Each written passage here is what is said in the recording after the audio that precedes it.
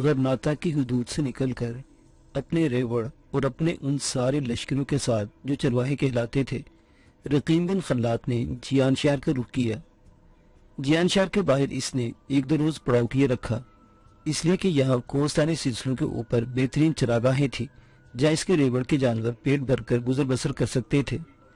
2 दिन जियान शहर में काम करने के बाद फिर रकीम बिन खल्लात ने पेशकदमी शुरू की, यहाँ तक कि वो अपने रेवड़ के साथ दरिया अल कबीर के किनारे आ रुका। फिर इसने दरिया अल कबीर को अबूर किया और शुमाल मगरिब के रुख पर वो दरिया आना के किनारे किला रबा की तरफ बढ़ा।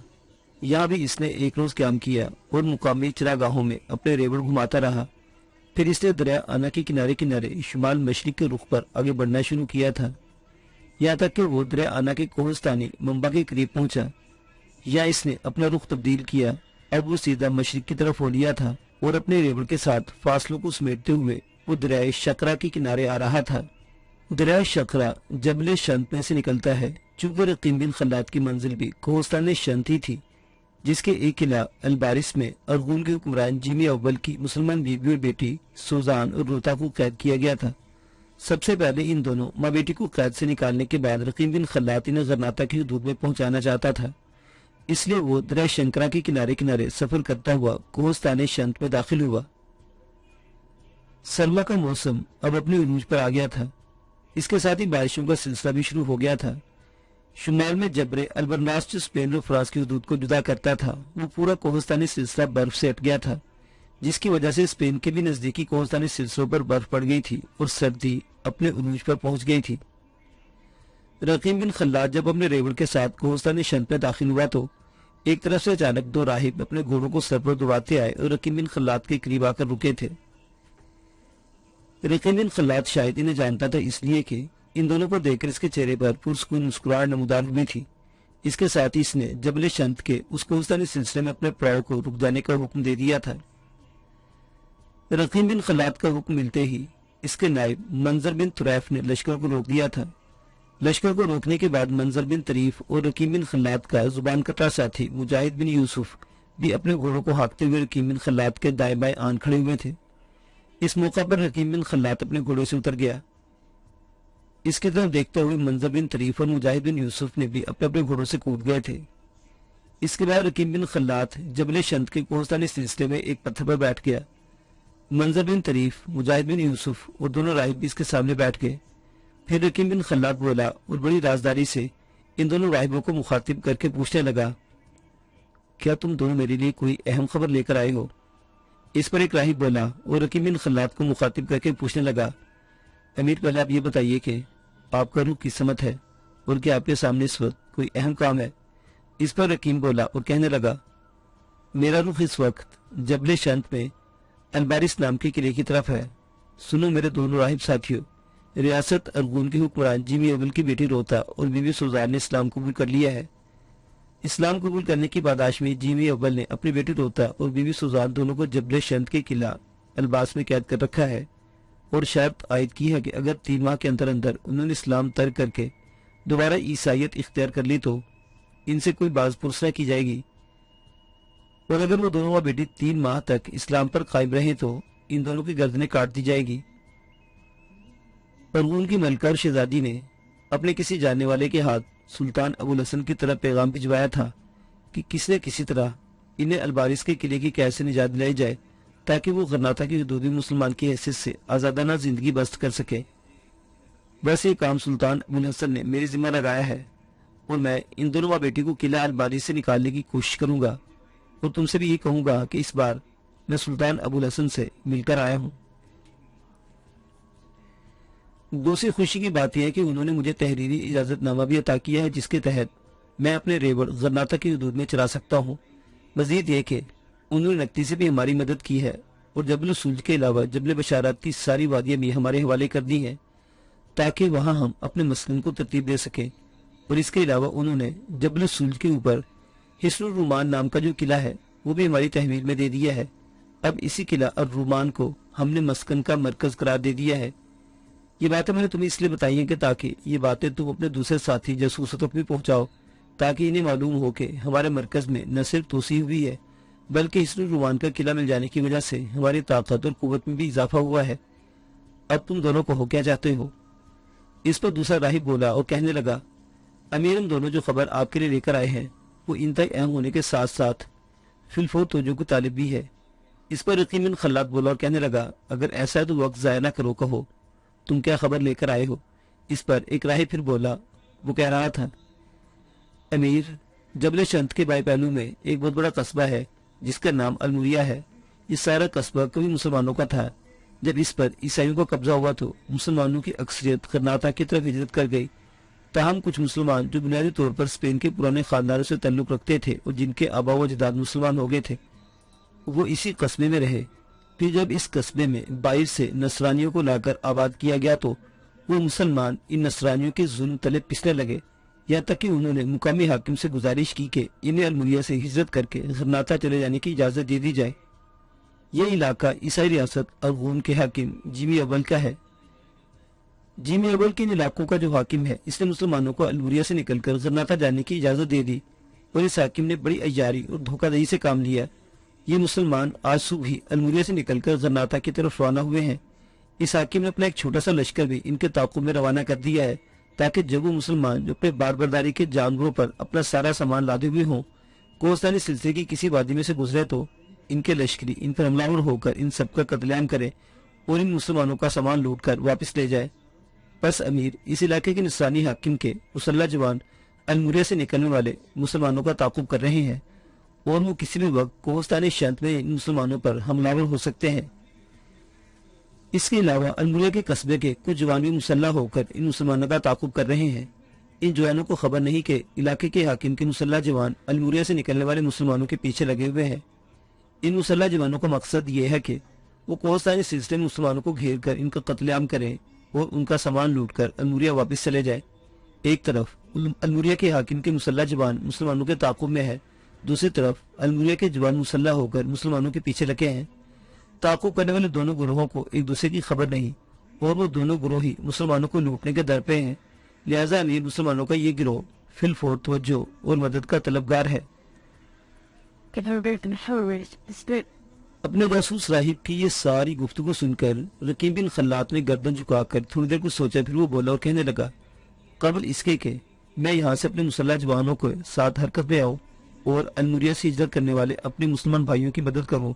पहले तुम ये कहो कि अलमुरिया के हाकिम के जो मुसल्ला जवान मुसलमानों के ताक़ुब में है उनकी तादाद कितनी होगी?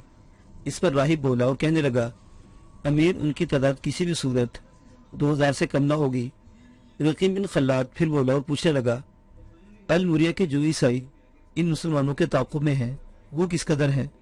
राहिब कहने लगा, अमीर, उनकी तादाद भी 1000-1500 के लगभग होगी। रकीब बिन खल्लाद ने कुछ सोचा और दूसरी बार इससे पूछा, सुन मेरे अजीज, अब ये बताओ कि जो मुसलमान अलमुरिया से निकलकर गर्नाता की तरफ हिजरत कई दर पे हैं वो तादाद में कितने हैं? इस पर राहिब बड़ी बेबसी और आजिज़ी से कहने लगा, अमीर, इन मुसलमानों में मुसल्ला जवान कम है, ज्यादा तादाद औरतों और बच्चों की है, लिहाजा किसी भी सूरत ताक़ुब करने वालों का मुकाबला न कर सकेंगे। इस पर रकीब बिन खल्लाद फैसला कुन अंदाज में बोला, तुम दोनों अभी और इस वक्त मेरे साथ रवाना हो गए। मैं अलमुरिया से निकलने वाले इन मुसलमानों को अलमुरिया के हाकिम और अलमुरिया के ईसाई जवानों के हाथों कत्ल न होने दूंगा। यहाँ तक कहने के बाद रकीब बिन खल्लाद लम्हा भर के लिए रुका, फिर वो अपने नाइब दोम मंजर बिन तरीफ को मुखातिब करके कहने लगा, मंजर मेरे भाई, तुम रेबड़ को लेकर कोहस्तानी सिलसिले में उस राह पर आगे बढ़ो जो अलमुरिया के कस्बे की तरफ जाती है। मैं अभी और इसी वक्त अपने मुसल्ला जवानों के साथ मुसलमानों का ताक़ुब करने वालों पर हमलावर होऊंगा और इनके हमलों से मुसलमानों की हिफाजत करूंगा। इस पर मंजर बिन तरीफ रकीब बिन खल्लाद को मुखातिब करके कहने लगा, अमीर, आप किस कदर मुसल्ला जवान अपने साथ ले जाना पसंद करेंगे ताकि मैं इन्हें अलहदा कर दूं? इस पर रकीब बिन खल्लाद बोला, मेरे ख्याल में 1500 काफी होंगे। मंजर बिन तरीफ कहने लगा, नहीं अमीर, मेरे ख्याल में आप कम अज कम 2000 तो अपने साथ लेकर जाए। हो सकता है आपको भी एक वक्त अलमुरिया के हाकिम के मुसल्ला जवानों और अलमुरिया के मुसल्ला ईसाइयों का मुकाबला करना पड़ जाए। ऐसी सूरत में कम अज कम आपके साथ 2000 जंगजू जरूर होने चाहिए। इस पर रकीब बिन खल्लाद बोला और कहने लगा, अच्छा, अगर तुम ऐसा ही चाहते हो तो 2000 जवानों को अलहदा कर दो, मैंने लेकर अभी और इसी वक्त ताक़ुब करने वालों पर हमलावर हूँगा। मुजाहिद बिन यूसुफ मेरे साथ होगा। तुम जरा तेज रफ्तारी के साथ रेबड़ को लेकर अलमुरिया की तरफ जाने वाले इस शाहराह पर बढ़ना। मैं अपने काम से फारिग होकर इसी शाहरा के किनारे तुम्हारा इंतजार करूंगा, क्योंकि इसी शाहरा पर मुसलमान सफर करते हुए गरनाता की तरफ आ रहे हैं। मंजर बिन तरीफ ने जो रकीम बिन खल्लात की तजवीज़ से इत्तफाक किया, फिर रकीम बिन खल्लात अपने 2000 मुसल्लह जवानों के साथ जबल अशंत के अंदर अलमुरिया की तरफ जाने वाली शाहरा पर बड़ी तेजी के साथ शुमाल की तरफ पेशकदमी कर रहा था। उसका साथ मुजाहिद बिन यूसुफ और दोनों राहिब भी दे रहे थे। आसमान पर गहरे बादल छाए हुए थे, सर्दी अपने जोरों पर थी, बारिश का भी इम्कान था। रकीम बिन खल्लात अपने छोटे से लश्कर के साथ बड़ी तेजी से जबल शंत में बल खाती हुई शाहरा पर आगे बढ़ रहा था, यहाँ तक कि उसे अपने सामने लोगों का एक बहुत बड़ा गिरोह आता दिखाई दिया।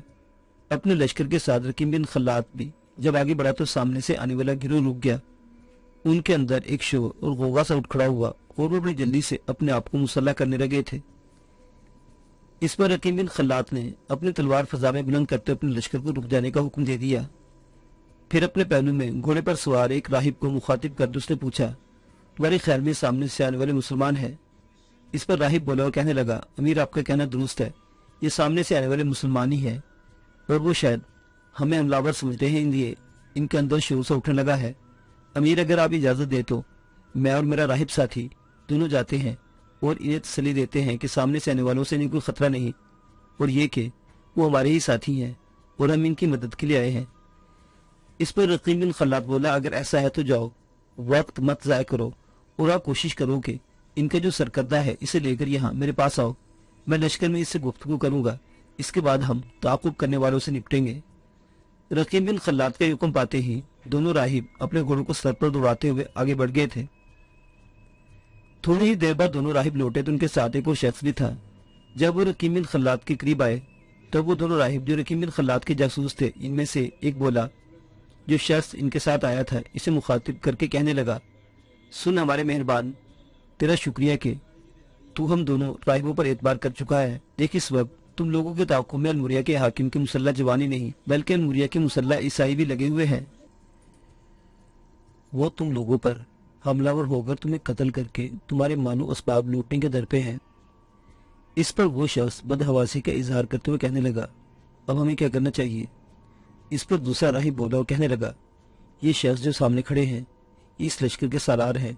यूँ जानो ये तुम्हारे मददगार, तुम्हारे मेहरबान है और मुसलमानों के मुरब्बियों में से एक है। जो ये कहते हैं इस पर अमल करो, यकीनन इसमें तुम्हारी बेहतरी, तुम्हारी हिफाजत पिनाह है। इस पर एक शख्स ने बड़ी बेबसी से रकीम बिन खल्लात की तरफ देखा। वो कुछ कहना ही चाहता था कि रकीम बिन खल्लात ने बोलने में पहल की, सुन मेरे अजीज, तुझे मुझसे और मेरे मुसल्ला जवानों से कोई खतरा नहीं। देख, मेरे पीछे पीछे एक रबड़ बढ़ता हुआ इसी इशारा पर चला रहा है, तो जिस कदर तेरे साथ मुसलमान है इन्हें लेकर इस रेवड़ में शामिल हो जा। बस तो जिस वक्त इस रेवड़ में शामिल हो गया, समझ आना कि तू महफूज है, वो तुझे बड़ी हिफाजत के साथ गरनाता की हदूद में पहुंचा दिया जाएगा। मेरा एक साथी हम सब लोगों के साथ जाएगा और तुम लोगों को मेरे इस गिरोह में शामिल करेगा जो रेवड़ चलाता है। इस अनवर शख्स इस बात में सर हिलाते हुए रकीम बिन खल्लात की इस तजवीज़ को कबूल कर लिया था। इस पर रकीम बिन खल्लात बोला और कहने लगा, मैं तो बड़ा ममनून हूँ कि तुमने मुझ पर एतबार किया, और वापस जाओ और अपने साथियों को लेकर आगे बढ़ो और मेरे लश्कर के पास से गुजरते हुए जुनूब की तरफ जाओ, तुम इस रेवड़ में जा मिलोगे। इसके साथ ही रकीम बिन खल्लात ने अपने एक लश्करी को इशारे से अपने पास बुलाया और बड़ी राजदारी के साथ इसे कुछ समझाया। फिर वो लश्करी इस शख्स के साथ हो लिया जो अलमुरिया की तरफ से आने वाला मुसलमानों का सरखील था। फिर रकीम बिन खल्लात दोनों राहिबों की तरफ देखते हुए पूछने लगा, तुम दोनों के ख्याल में इन मुसलमानों का ताक़ुब करने वाले अलमुरिया के हाकिम के जो मुसल्ला जवान है वो यहाँ से कितनी दूर हो गए? इस पर एक राहिब बोला और कहने लगा, अमीर, मेरे ख्याल में वो 5-6 मील पीछे इसी इशारा पर इसी समत पे आ रही है, और मेरा भी अंदाजा है कि जनूब में जो खुली वादियाँ पड़ती हैं इन्हीं वादियों में वो मुसलमानों को घेर कर कत्ल करने के दर पे है। इस पर रकीम बिन खल्लात ने फिर पूछा, अलमुरिया के मुसल्ला ईसाई जवान जो मुसलमानों को लूटना चाहते हैं वो किस समझ से इनका ताक़ुब कर रहे हैं? इस पर दूसरा राहिब बोला और कहने लगा, अमीर, अलमुरिया के मुसल्ला ईसाई जवान जो मुसलमानों के इस काफिले को लूटना चाहते हैं वो दूसरे रास्ते से जो इसी कोफस्तानी सिलसिले के अंदर ही अंदर आता है इसी समझ बढ़ रहे हैं। मेरे ख्याल में वो भी यहाँ से 5-6 मील के फासले पर हो गए। जिस रास्ते पर वो सफर करते चले आ रहे हैं वो रास्ता 2 मील आगे जाकर इसी इशारा से मिलता है जिस पर हम सफर कर रहे हैं। क्योंकि ताक़ुब करने वाले दोनों गिरोहों को एक दूसरे का इल्म नहीं, लिहाजा वो अपने धुन में मुसलमानों को लूटने में तेजी से इस समझ बढ़ रहे हैं। राहिब ये सारी गुफ्तगू सुनकर रकीम बिन खल्लात के चेहरे पर खुशगवार मुस्कुराहट नमूदार हुई। फिर वो कहने लगा, سنو میرے دونوں راہبوں، خداوند نے چاہا تو تعاقب کرنے والے دونوں گروہوں کا میں وہ حشر کروں گا کہ ان میں سے کسی کو بھی زندہ بچ کر اس کوہستانی سلسلے سے بھاگنے نہ دوں گا۔ اب تم میرے ساتھ آگے بڑھو اور مجھے اس راستے تک لے چلو جو پہاڑوں کے اندر ہی اندر ہوتا ہوا اشارہ سے ملتا ہے اور جس پر الموریہ کے مسلح جوان مسلمانوں کا تعاقب کرتے ہوئے آ رہے ہیں۔ رقیم بن خلاد کا حکم سنتے ہی دونوں راہبوں نے اپنے گھوڑوں کو ایڑ لگا دی، جبکہ اپنی تلوار ایک جھٹکے کے ساتھ فضا میں بلند کرتے ہوئے رقیم بن خلاد نے اپنے لشکر کو بھی کوچ کا حکم دے دیا تھا۔ اپنے لشکر کے ساتھ رقیم بن خلاد جب تھوڑا آگے بڑھا تو سامنے کی طرف سے آئے ہوئے مسلمان بھی وہاں پہنچ گئے۔ رقیم بن خلاد اور اس کے سارے لشکروں نے ہاتھ فضا میں بلند کرتے ہوئے ان مسلمانوں کا استقبال کیا اور مسلمان بے دھڑک اور بے جھجک آگے بڑھ گئے۔ دونوں راہبوں کے رہنمائی میں رقیم بن خلاد اپنے لشکر کے ساتھ اس جگہ آن رکا جہاں کوہستانی سلسلے میں وہ راستہ بڑی شاہراہ سے ملتا تھا جہاں پر الموریہ کے مسلح جوان تعاقب کر رہے تھے۔ اس جگہ دونوں راہب رکے، پھر ان میں سے ایک بولا اور اس راستے کی طرف اشارہ کرتے ہوئے رقیم بن خلاد سے کہنے لگا، امیر، یہ ہے وہ راستہ جس پر سفر کرتے ہوئے الموریہ کے مسلح جوان مسلمانوں کے تعاقب میں ہے۔ اس پر رقیم بن خلاد تھوڑی دیر تک اس راستے کو غور سے دیکھتا رہا، پھر اپنے گھوڑے سے وہ اتر گیا۔ اس کی طرف دیکھتے ہوئے دونوں راہب اور مجاہد یوسف بھی اپنے گھوڑوں سے اتر گئے۔ رقیم بن خلاد نے کچھ سوچا، پھر اپنے ساتھی مجاہد بن یوسف کو مخاطب کر کے وہ کہنے لگا، مجاہد میرے بھائی، میرے عزیز، میں لشکر کو 2 حصوں میں تقسیم کرنے لگا ہوں۔ آدھا لشکر تمہارے ساتھ رہے گا، تم اس کی کمانداری کرو گے، آدھا لشکر میرے ساتھ رہے گا۔ میں اپنے حصے کے لشکر کے ساتھ اشارہ پر تھوڑا آگے جا کے گھات میں بیٹھ جاؤں گا، اور جب الموریہ کے حاکم کے مسلح جوان جن کی تعداد 2000 کے لگ بھگ ہے اشارہ پر مسلمانوں کے تعاقب میں نمودار ہوں گے تو میں ان پر حملہ آور ہوں گا، اور مجھے امید ہے کہ میں ان سب کا خاتمہ کرنے میں کامیاب ہو جاؤں گا۔ مجاہد میرے بھائی، تم جہاں کھڑے ہو یہیں اپنے لشکر کے ساتھ گھات میں بیٹھ جاؤ، اور یہاں گھات میں بیٹھنے کے بعد تم 2 کام کرو گے۔ پہلا کام یہ کہ الموریہ کے حاکم کے جن مسلح جوانوں میں حملہ کروں گا، ان میں سے اگر کوئی بچ کر اشارہ کی طرف بھاگے تو تم اس کا خاتمہ کر دینا، اور ہاں یاد رکھو، جس جگہ دونوں راستے ملتے ہیں میں اس میں سے چند گز اوپر جا کر گھات میں بیٹھوں گا، میں دور نہیں جاؤں گا، میں تمہاری کارگزاری پر بھی نگاہ رکھوں گا۔ دوسرا کام یہ کرو گے کہ اگر الموریہ کے جو مسلح جوان مسلمانوں کا تعاقب کر رہے ہیں وہ بھی اسی وقت ادھر آ جائیں جس وقت میں الموریہ کے حاکم کے جوانوں کے ساتھ برسرے بیکار ہوں گا، تو تم ان پر حملہ آور ہونا۔ بس اسی راستے کے کنارے گھات میں بیٹھ کر ان پر تیر اندازی کرنا اور انہیں روکے رکھنا تا وقت یہ کہ میں الموریہ کے حاکم کے مسلح جوانوں سے فارغ ہو جاؤں، پھر ہم دونوں دوسرے گروہ سے نپٹیں گے۔ تمہاری مدد کے لیے میں ایک نائب سالار بھی تمہارے ساتھ کرتا ہوں اور اسے سب کو سمجھا دیتا ہوں۔ اور سنو مجاہد میرے بھائی، دوسرے گروہ سے نمٹنے کا طریقہ یہ ہوگا کہ تم پہلے نے تیر اندازی کر کے روکے رکھو گے، میں بھی تم سے آ ملوں گا تو تم تیر اندازی ترک کر کے اشارہ پر جنوب کی طرف بھاگ کھڑے ہونا۔ وہ مسلح عیسائی جوان سمجھیں گے کہ تم مسلمانوں کے قافلے کی مسلح جوان ہو اور ان کی راہ روکنے کا ارادہ رکھتے ہو اور اب بھاگ کھڑے ہوئے ہو، لہذا وہ بھی اشارہ پر آئیں گے تو میں گھاس سے نکل کر ان کی پشت کی طرف سے حملہ آور ہوں گا۔ جو ہی تم دیکھو گے کہ میں نے پشت کی طرف سے حملہ کر دیا ہے، تم بھی مڑنا، پھر اپنے پوری خونخواری سے ان پر حملہ آور ہو جانا۔ اس طرح 2 طرفہ حملے سے ہم اس گروہ کو بھی پیس کر رکھ دیں گے۔ مجاہد بن یوسف جو بیچارہ بول نہیں سکتا تھا، اس نے سر کے اشارے سے رقیم بن خلاد کی اس تجویز سے اتفاق کیا۔ پھر رقیم بن خلاد اپنے حصے کے لشکر کے ساتھ تھوڑا آگے جا کر گھات میں بیٹھ گیا۔ اس نے اپنے لشکر کو مزید 2 حصوں میں تقسیم کر دیا تھا۔ آدھے حصے کو اسے اشارہ کے بائیں جانب اور دوسرے آدھے کو لے کر وہ دائیں جانب بیٹھ گیا تھا، پھر بڑی بے چینی سے دشمن کا انتظار کرنے لگا تھا۔ آسمان پر گہرے بادل چھائے ہوئے تھے جس کی بنا پر بارش شروع ہو گئی تھی۔ کوہستانوں میں گرتی بوندوں کی رمجم کا سما بن گیا تھا۔ خاموشی کے ایسے سمے میں ایک چٹان کی اوٹ میں ایک بڑے پتھر پر بیٹھا ہوا رقیب بن خلاد چونک اٹھا تھا۔ اس کے کانوں میں شمال کی سمجھ سے دوڑتے گھوڑوں کی ٹاپوں کی آواز پڑی، جس سے وہ سمجھ گیا تھا کہ مسلمانوں کا تعاقب کرنے والے الموریہ کے حاکم کے مسلح جوان اب قریب آ چکے ہیں۔ یہ احساس ہوتے ہی اس کا چہرہ آتش کدہ بن کر دہک اٹھا تھا۔ تھوڑی دیر تک رقیب بن خلاد کو سوچتا رہا، پھر وہ جس چٹان نما پتھر پر بیٹھا ہوا تھا اسی پر قبلہ روح ہو کر سجدہ ریز ہو گیا۔ پھر وہ انتہائی عاجزی اور انکساری میں گڑ گڑاتے ہوئے اپنے خداوند کی حضور دعا مانگ رہا تھا۔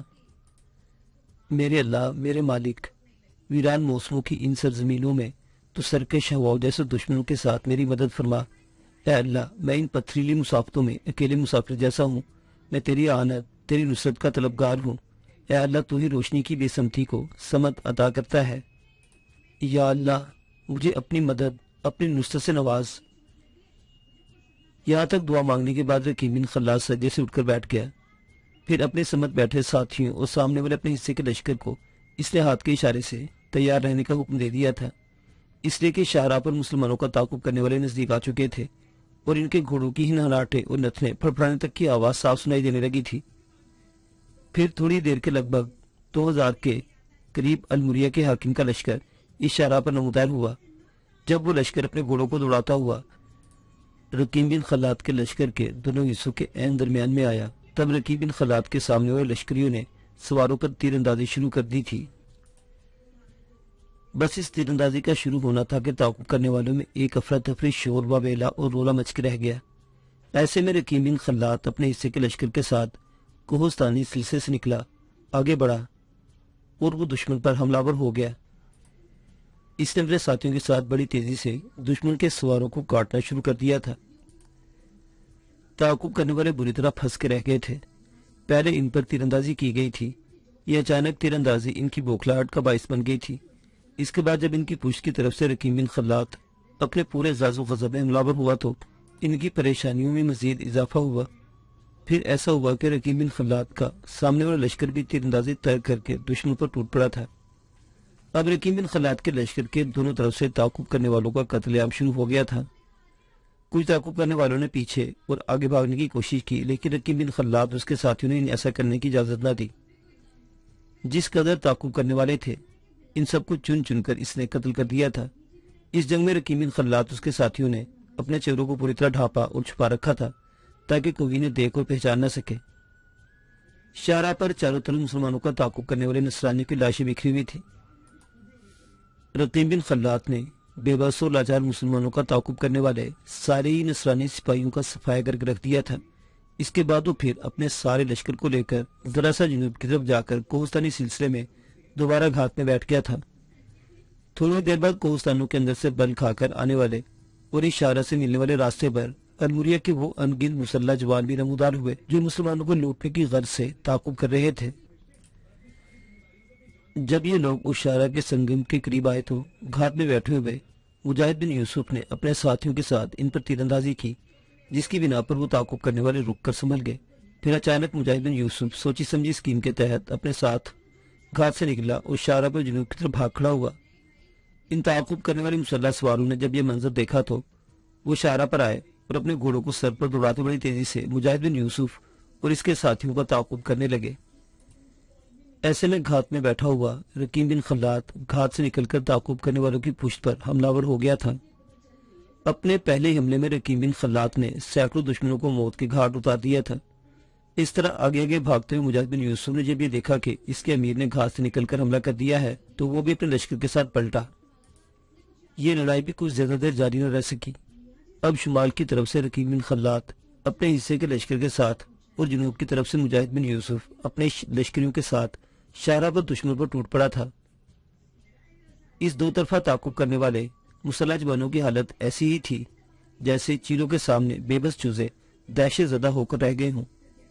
تھوڑی دیر کی کشمکش اور جد و جہد اور صحیح کے بعد رقیم بن خلاد اور مجاہد بن یوسف نے سارے تعاقب کرنے والوں کو موت کے گھاٹ اتار دیا تھا۔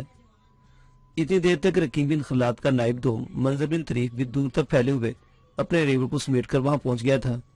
اس نے جو شاہراہ پر لاشیں بکھری دیکھی تو گھوڑے سے بھگاتا ہوا اس جگہ آیا جہاں رقیم بن خلاد اور مجاہد بن یوسف کھڑے تھے۔ پھر اس نے عجیب عقیدت مندی میں رقیم بن خلاد کی طرف دیکھتے ہوئے کہنا شروع کیا، امیر محترم، آپ نے وہ کارہائے نمایاں انجام دیا ہے جس کا صلہ آپ کو خداوند قدوس کے علاوہ کوئی نہیں دے سکتا۔ امیر محترم، مجھے آپ کی توانائی، تنومندی، زور آوری اور جنگی ممارست اور تجربے پر ناز ہے۔ میں اپنے آپ کو بڑا خوش نصیب سمجھتا ہوں کہ میں آپ جیسے امیر کا نائب ہوں۔ قسم خداوند قدوس کی، مسلمانوں کا تعاقب کرنے والے نصرانیوں کا قتل عام کر کے آپ نے اپنی قوم کی بہترین خدمت کی ہے۔ اگر آپ ایسا نہ کرتے تو تعاقب کرنے والے نصرانی یقیناً ان سینکڑوں مسلمانوں کو موت کے گھاٹ اتار دیتے جو اب ہمارے ریوڑ میں شامل ہو چکے ہیں اور محفوظ ہیں۔ یہاں تک کہنے کے بعد منظر بن طریف خاموش ہوا۔ تب رقیم بن خلاد بولا اور کہنے لگا، منظر میرے بھائی، یہ کام کر کے ہم نے کسی پر احسان نہیں کیا، یہ میرا فرض تھا جو مجھے پہر توڑ کرنا تھا۔ سنو، اپنے جوانوں سے کہو शाहरा के दाएं जानिब जो खुली वादियां हैं इनके अंदर पड़ाव कर ले और रेवड़ों के जानवरों को भी वादी के अंदर ले जाए। कुछ दिन हम यही पड़ाव करेंगे। तुम दोनों मेरी बात गौर से सुनो। चंद युगों तक हम यही पड़ाव करेंगे और आने जाने वाले पर ये जाहिर करते रहेंगे कि अलमुरिया से निकलकर जो मुसलमान भागे थे इनका ताकुब अलमुरिया के मुसल्ला जवान और अलमुरिया के रहने वालों ने किया था, लेकिन ये मुसलमान पलटकर इन पर हमरावर हुए और इन सबको कत्लेआम कर दिया। फिर मजीद हमें ये कहना होगा कि इस मौका पर हम भी अपने रेवड़ के साथ यहाँ पहुंच गए। हमें जब खबर हुई कि भगोड़े मुसलमानों ने हमारे नसरानी भाइयों को कत्लेआम किया है तो हम मुसलमानों पर हमलावर हुए और इन सबका भी कत्लेआम करके उनका खात्मा कर दिया। इस पर मंजर बिन तरीफ फौरन बोला और पूछने लगा, पर अमीर मोहतरम इसमें एक बड़ी कबाहत है। इस पर रकीब बिन खल्लात मुस्कुराते हुए कहने लगा, पहले मुझे अपनी पूरी बात करने दो, इसके बातों में जो कबाहत नजर आए इसका बिला झिझक इजहार कर देना। इस पर मंजर बिन तरीफ खामोश हो गया, जबकि रकीब बिन खल्लात दोबारा बोला और कहने लगा, सुनो मेरे साथियों, किसी को ये पता नहीं है कि अलमुरिया के मुसल्ला जवान भी अलमुरिया के हाकिम के लश्करों के साथ मुसलमानों के ताक़ुब में निकले हैं। लिहाजा अब हमें ये काम करना होगा कि अलमुरिया के रहने वाले वो नौजवान जो खुफिया मुसलमानों के ताक़ुब में निकले थे, जिनकी लाशें इस वक्त हमारे सामने पड़ी हैं, इन सारी लाशों के गलों से लटकी हुई स्लीबें उतार लो और मुसलमान भाग कर रेवड़ में शामिल हुए हैं। इनके अबाव अजदाद भी स्पेनी थे, लिहाजा ये जो अलमुरिया के लोग हमारे हाथों मारे गए हैं ये शक्ल सूरत में बिल्कुल मुसलमानों जैसे हैं और कोई पहचान नहीं सकता कि नसरानी है या मुसलमान। अब हमें इन्हें मुसलमान जाहिर करेंगे और पूछने वालों से ये कहेंगे कि ये मुसलमान है। अब हम इन्हें मुसलमान जाहिर करेंगे और पूछने वालों से ये कहेंगे कि ये मुसलमान है और अलमुरिया के हाकिम के जवानों से लड़े थे, लेकिन इन मुसलमानों ने पलटकर अलमुरिया के हाकिम के लश्कर पर हमला कर दिया और इन सबका कत्लेआम कर दिया, जबकि हमने जवाबी हमला करते हुए इन सब मुसलमानों को खत्म कर दिया है। इस पर किसी को शक शुबा न होगा कि हमने मुसलमानों को अपने पास पनाह दे दी है और सारे ताकुब करने वाले नसरानियों का खात्मा कर दिया है। इस पर मंजर बिन तरीफ बोला और कहने लगा, ये बेहतरीन तजवीज़ है। इस पर अमल करके न सिर्फ वाली अरगून जिमी अवल की निगाहों में इज्जत व वक़ार हासिल कर सकते हैं, बल्कि आसपास के नसरानी कस्बों और बस्तियों के लोग भी हमारे मोतकिद और फरेफ्ता हो जाएंगे कि हमने मुसलमानों से लड़ने वाले नसरानी भाइयों का इंतकाम लिया। इस पर रकीब बिन खल्लात बोला और कहने लगा, देख मंजर बिन तरीफ मेरे भाई, अब भी हमारी ये सारी कार्रवाई में कबाहत है जिसकी तुम निशानदेही न कर सके। इस पर मंजर ने पूछा, अमीर वो क्या है? रकीब बिन खल्लात बोला और कहने लगा, सुन मेरे रफीके कार, जब आसपास की बस्तियों में लोगों को ये खबर होगी कि हमने हमलावर होकर मुसलमानों का कत्लेआम किया है तो अलमुरिया के लोग आएंगे और वो हमारे यहाँ तो मरने वाले अपने नसरानी लोगों को पहचान जाएंगे और हमारा पोल खुल जाएगा। हमारा सारा ही किया कराया गारत होकर रह जाएगा। और ये भी लिख लो कि अरगून का हाकिम जीबी अव्वल हमारे खिलाफ जरूर हरकत में आएगा। इसके लिए हमें एक काम और करना होगा। मंजर बोला, या अमीर वो क्या? रकीब बिन खल्लात फिर कह रहा था, सुन मंजर मेरे भाई, हमारे रेवड़ का पड़ाव यही रहेगा। मैं और तुम आज रात अलमुरिया के कस्बे की तरफ जाएंगे। हम आधी रात के करीब हरकत में आएंगे और अपने लश्कर के साथ अलमुरिया के कस्बे पर हमलावर होंगे। अलमुरिया में जिस कदर लोग रहते हैं इन सबका कत्लेआम कर देंगे और बस्ती को आग लगाकर खाकसर कर देंगे। अलमुरिया के हाकिम को भी मौत के घाट उतार देंगे। इस तरह ना रहेगा बांस, ना बजेगी बांसुरी, न अलमुरिया नाम की बस्ती होगी, न इसमें रहने वाला कोई होगा, न कोई हमारे हाथों मरने वाले नसरानियों को पहचानने वाला होगा। वो हकीकत में मुसलमान नहीं नसरानी है। रकीब बिन खल्लात की इस तजवीज़ पर मंजर बिन तरीफ के चेहरे पर खुशगवार मुस्कुराहट नमूदार हुई। फिर वो कहने लगा, या अमीर ये बेहतरीन तजवीज़ है, इस पर अमल करके हम अपने सारे ही रास्तों को साफ कर सकते हैं। इस पर रकीब बिन खल्लात बोला और कहने लगा, अगर यह तो फिर लश्कर का पड़ाव करो, थोड़ी देर सस्ताते हैं और फिर हम अपनी कार्रवाई की इब्तिदा करेंगे। और सुनो मंजर बिन तरीफ मेरे भाई, हम बारली गोट के हिस्से से अलमुरिया के कस्बे पर हमलावर होंगे। अलमुरिया को तबाह बर्बाद और खाकसर करने के बाद हम माजी की तरह बारली गोट के खंजर वहां छोड़ देंगे, ताकि अरगून के हुक्मरान जिमी अव्वल को यही धोखा हो के ये अलमुरिया पर कुश्तैले के बागी सरदार बारली गोट ने हमलावर होकर इसे नीस्तो नाबूद कर दिया है। यहाँ तक कहने के बाद थोड़ी देर के लिए रकीब बिन खल्लात ने कुछ सोचा। इसके बाद वो दोबारा मंजर बिन तरीफ और मुजाहिद बिन यूसुफ की तरफ देखते हुए कहने लगा, अब अपने रेवड़ और जवानों को हरकत में लाओ और इस कोहस्तानी सिलसिले की पुष्ट की तरफ जो खुली वादियां हैं वहां पड़ाव करने का हुक्म दे दो। तुम देखते हो बारिश लम्बा ब लम्बा तेज होती जा रही है। अपने जवानों और जानवरों दोनों की आराम की जरूरत है। और सुनो, हमारे यहाँ तो मरने वाले दोनों नसरानी ग्रोहों के घोड़ों को अपने काबू में रखो और इन्हें अपने रेवड़ से अलहदा रखना। मैं मरने वालों के इन घोड़ों से भी बहुत बड़ा काम लूंगा। इस पर मंजर बिन तरीफ ने अजीब से अंदाज में अपने अमीर रकीम बिन खल्लाद की तरफ देखा। इसने अपने सारे चरवाहों को वादी में पड़ाव करने का हुक्म दे दिया था। ये हुक्म मिलते ही आन की आन में कोहस्तानी सिलसिले की पिछली वादियों में खैमों का एक शहर आबाद कर दिया गया था।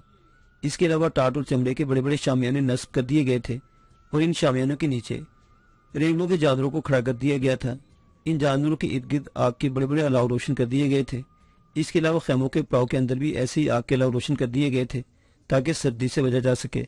फिर रकीम बिन खल्लाद के कहने पर रेवड़ के कुछ जवान कोहस्तानी सिलसिले के ऊपर से लकड़ियां काट काट कर पड़ाव के अंदर ढेर करने लगे थे। कुछ जवान मिलकर अपने सारे साथियों के लिए खाना तैयार कर रहे थे।